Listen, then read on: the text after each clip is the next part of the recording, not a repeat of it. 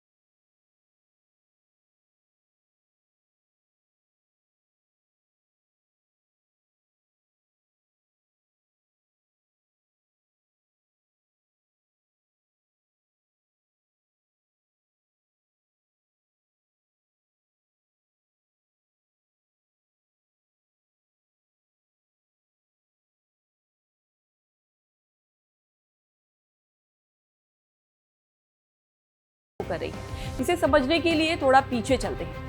भारत में यूपीआई को शुरू हुए करीब एक दशक हो चुका है। शुरुआत में जब ये सिस्टम आया था तो बहुत से लोग डिजिटल पेमेंट को लेकर सहज नहीं थे।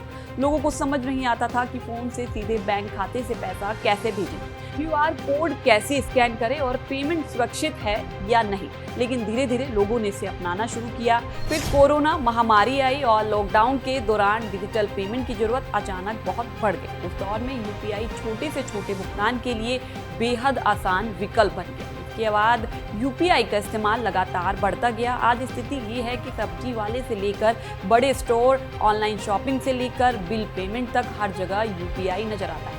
यही वजह है कि भारत के डिजिटल पेमेंट सिस्टम की दुनिया भर में चर्चा होती है। यूपीआई को इतना सस्ता और आसान बनाने में सरकार की जीरो एमडीआर नीति की भी बड़ी भूमिका रही है। 1 जनवरी 2020 से यूपीआई और रुपे डेबिट कार्ड और एमडीआर को शून्य कर दिया गया था। इसका मतलब ये हुआ कि डिजिटल पेमेंट स्वीकार करने वाले व्यापारियों से यूपीआई पेमेंट के लिए एमडीआर नहीं दिया जाता था। इससे छोटे बड़े दुकानदारों के लिए यूपीआई को अपनाना आसान हुआ और फिर ग्राहकों के लिए भी डिजिटल पेमेंट का रास्ता बेहद सरल रहा। लेकिन अब इसी जीरो एमडीआर मॉडल की आर्थिक टिकाऊपन को लेकर बहस तेज हो गई है। दरअसल यूपीआई पर हर दिन बड़ी संख्या में ट्रांजैक्शन होते हैं।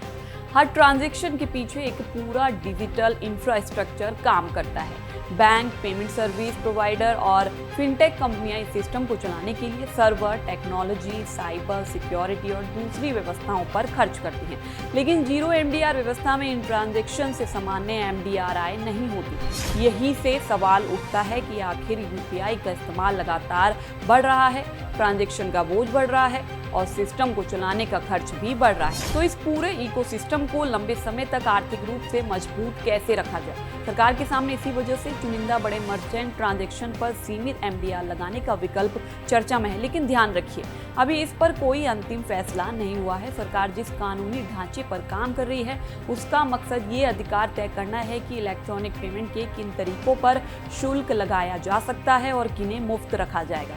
अब यहाँ एमडीआर को आसान भाषा में समझना जरूरी है। एमडीआर यानी कि मर्चेंट डिस्काउंट रेट। ये वह शुल्क है जो डिजिटल पेमेंट स्वीकार करने वाले व्यापारी, बैंक या पेमेंट सर्विस प्रोवाइडर को देता है। यानी अगर कोई ग्राहक किसी दुकान पर डिजिटल पेमेंट करता है तो एमडीआर ग्राहक से